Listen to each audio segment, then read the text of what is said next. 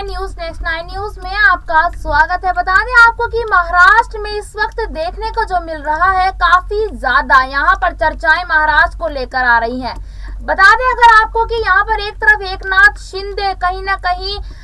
देखने को मिल रहे हैं कि उनको इस बात का बड़ा दुख है कि कोर्ट की तरफ से क्या सुनवाई आई है, और दूसरी तरफ देखा जाए तो उद्धव ठाकरे गुट में भी यहाँ कहीं ना कहीं खलबली मची हुई है। देखिए यहाँ पर बता दें कि एकनाथ शिंदे को 1 महीना हो चुका है मुख्यमंत्री की शपथ ग्रहण करे हुए, लेकिन ना तो अभी तक मंत्रिमंडल का विस्तार हुआ, ना ही ये देखा जाए तो महाराष्ट्र में जो अहम मुद्दे हैं, जमीन से जुड़े हुए मुद्दे हैं, ना ही उन पर ध्यान दिया जा रहा है। तो देखिए यहाँ पर जो सबसे बड़ा सवाल इस वक्त खड़ा हो रहा है वो ये है कि कल की अगर हम बात करें तो देवेंद्र फडणवीस जो है वो अकेले दिल्ली रवाना हो गए थे, ये पता होते हुए भी कि एकनाथ शिंदे की जो तबीयत खराब है। देखिए जहाँ पर मुख्यमंत्री की तबीयत खराब है, वहां के उप मुख्यमंत्री अकेले दौरे पर निकल पड़ते हैं, वो भी अमित शाह से मिलने के लिए। तो इसका मतलब ये मान लेना चाहिए कि यहाँ पर बीजेपी अपनी अलग रणनीति बनाने की तैयारी कर रही है, या फिर यूं मान ले कि यहाँ देवेंद्र फडणवीस एकनाथ शिंदे से अलग होकर अपनी गुप्त मीटिंग कर रहे हैं।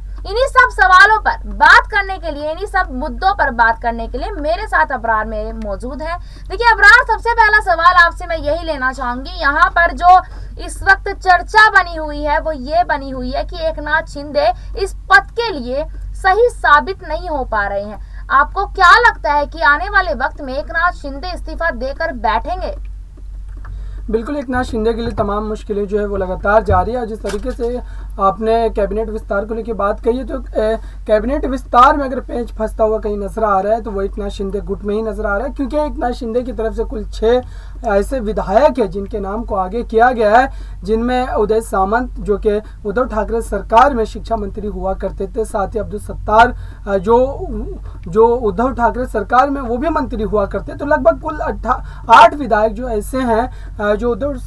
ठाकरे सरकार में मंत्री पद पर रह चुके हैं, और अब जबकि वो एकनाथ शिंदे के साथ है तो उनकी मांग यही होगी कि उनको इस सरकार में भी मंत्री पद से नवाजा जाए। तो सबसे बड़ी दिक्कत जो है वो एकनाथ शिंदे के लिए यही है कि अगर वो 8 विधायकों को मंत्री पद दिलवाते हैं तो क्या देवेंद्र फडणवीस इसके लिए राजी हो जाएंगे, क्या वो स्वीकार लेंगे इन तमाम फैसलों को? क्योंकि देवेंद्र फडणवीस पहली घाटे का सौदा जो वो कर चुके हैं, उन्होंने डिप्टी सीएम पद जो है वो अपनाया है और एक तरीके से उन्होंने घाटे का सौदा किया है। तो भारतीय जनता पार्टी का जो गुट है, जो विधायक है, वो यही चाहेंगे कि अब ज्यादा से ज्यादा मंत्रालय जो है वो भारतीय जनता पार्टी के पास होनी चाहिए, क्योंकि एकनाथ शिंदे को जो मकसद था उस बगावत करने का, वो मकसद में वो कामयाबी उनको मिल चुकी है। उन्होंने सीएम पद के तौर पर महाराष्ट्र के कार्यभार को संभाल लिया, लेकिन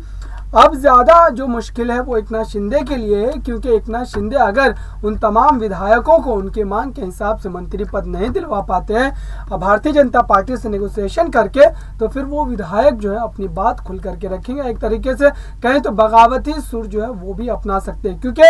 एकनाथ शिंदे जिस तरीके से कल की बात आपने बताया भी, कल जिस तरीके से एकनाथ शिंदे लगातार यकायक वो एक बयान जारी करते हैं कि मैं बीमार हूं, और सारे मामलों से खुद को अलग थलग कर लेते हैं। सारी मीटिंग जो होने वाली थी उनके शेड्यूल के हिसाब से वो सारी कैंसिल कर दी गई है कल की, और उन्होंने इस बात का जिक्र तक नहीं किया कि उनकी तबीयत किस वजह से खराब है, हुआ क्या है उनको, लेकिन सिर्फ उन्होंने इतना कहा कि मेरी तबीयत खराब है और इस वजह से मैं तमाम मीटिंग से, तमाम गतिविधियों से खुद को अलग कर रहा हूँ। और इसी बीच देवेंद्र फडणवीस दिल्ली जाते हैं, हालांकि दिल्ली में वो आज भी हैं, लेकिन अब तक कोई बड़ा जो एक तरीके से ऐलान या आधिकारिक बयान जो है वो उनके द्वारा अभी तक नहीं दिया गया है। आज की बात की जाए 5 अगस्त की, तो आज मंत्रिमंडल का विस्तार जो है उसकी रूपरेखा जो है वो तय हो जानी थी, लेकिन आज भी फिर से एक तारीख में बदल दिया गया, और महाराष्ट्र की जनता को फिर से अब इंतजार करना पड़ेगा। महाराष्ट्र में मंत्रिमंडल की एक तरीके से पूर्ण सरकार के लिए महाराष्ट्र की जनता को फिर एक और इंतजार के लम्हों में छोड़ दिया गया है। और इस लिहाज से अगर देखा जाए तो सरकार का जो ये कदम है ये एकदम संवेदनशील है। इस तरीके से अगर कोई सरकार चलाना चाहता है लोकतांत्रिक देश में, तो ये जो कहें कि ये भयावह रुख इख्तियार कर सकता है। आप सिर्फ सत्ता पाने के लिए, सत्ता के लालच में इस तरीके से इतने बड़े प्रदेश को छोड़ देते हैं 2 लोगों के सहारे, देवेंद्र फडणवीस और एकनाथ शिंदे के सहारे तमाम लोगों की अगर परेशानियों पर एक नज़र डालें तो आप सोचिए कि वो लोग जिनकी समस्याओं का निवारण उन मंत्रालयों के मंत्री के द्वारा ही किया जा सकता है, उन लोगों का क्या होगा? क्या वो इसी तरीके से लगातार इंतजार में बैठे रहेंगे? देखिए यहाँ पे बिल्कुल अबरार ये सही कहते नजर आए हैं कि आज 5 तारीख को भी यहाँ पर आज मंत्रिमंडल का विस्तार होना था, लेकिन किस कारण और किस वजह से ये भी कैंसिल हो गया इसके बारे में अभी कोई जानकारी नहीं मिल पाई है। लेकिन यहाँ पर जो तारीख के ऊपर तारीख दी जा रही है, ये बहुत ही, मैं कह सकती हूँ, महाराष्ट्र की जनता के लिए बड़ा इरिटेटिंग सा होने लगा है कि अभी तक मंत्रिमंडल का विस्तार ना होना एकनाथ शिंदे की कमियों को ज्यादा गिनवाना हो रहा है, और इसी वजह से यहाँ एकनाथ शिंदे महाराष्ट्र की जनता के ऊपर ध्यान नहीं दे पा रहे हैं। तो दूसरी तरफ यहाँ उद्धव ठाकरे को ये फायदा मिल गया है कि उद्धव ठाकरे अब दोबारा से यहाँ पर महाराष्ट्र की जनता पर, उनके दिलों पर राज करने का उनको मौका मिल गया है, और जिसका वो फायदा भी उठा रहे हैं। 1 अगस्त से उद्धव ठाकरे यहाँ महाराष्ट्र के दौरे करने शुरू कर दिए थे, और यहाँ तक कि आदित्य ठाकरे ने भी दौरे शुरू कर दिए थे, लेकिन यहाँ पर एकनाथ शिंदे ने भी दौरे शुरू किए थे उन्हीं 3 जिलों के ऊपर जहां पर आदित्य ठाकरे पहले से दौरे कर चुके थे। लेकिन यहाँ पर कहीं ना कहीं एकनाथ शिंदे का जो कामकाज है वो धीमा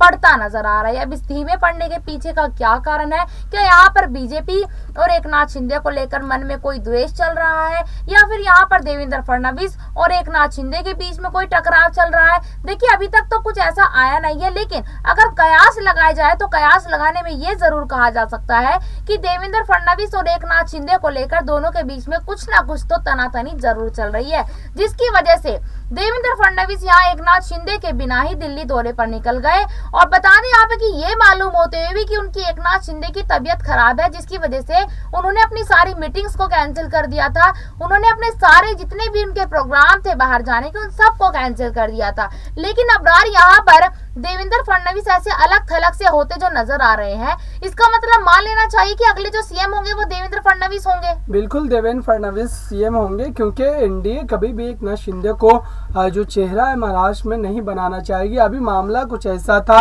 स्थिति कुछ ऐसी थी कि उसके वजह से भारतीय जनता पार्टी ने एक तरीके से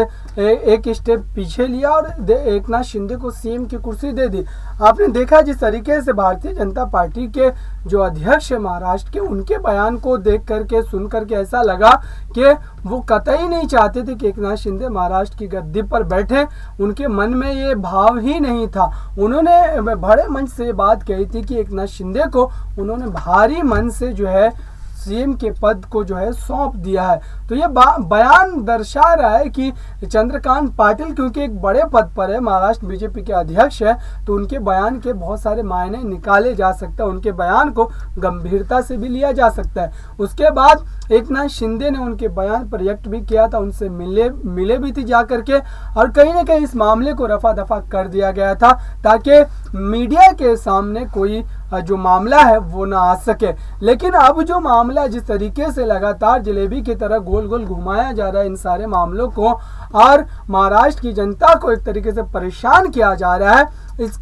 इसके एवज में जो एकनाथ शिंदे को इसका नुकसान जो है, भरपाई जो है वो बड़ी कीमत के साथ चुकानी पड़ेगी, क्योंकि सीएम का चेहरा एकनाथ शिंदे है और जनता एकनाथ शिंदे को ही जान रही है। अभी देवेंद्र फडणवीस डिप्टी सीएम और डिप्टी सीएम के उतने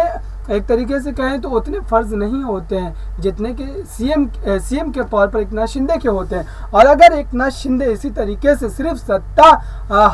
हथियाने के चक्कर में, बने रहने के चक्कर में सीएम पद पर अगर इस तरीके से लगातार महाराष्ट्र की जनता के भावनाओं से खिलवाड़ करते रहेंगे तो आने वाले दिनों में उनको अपनी सीट भी निकालनी जो है वो मुश्किल हो सकती है। क्योंकि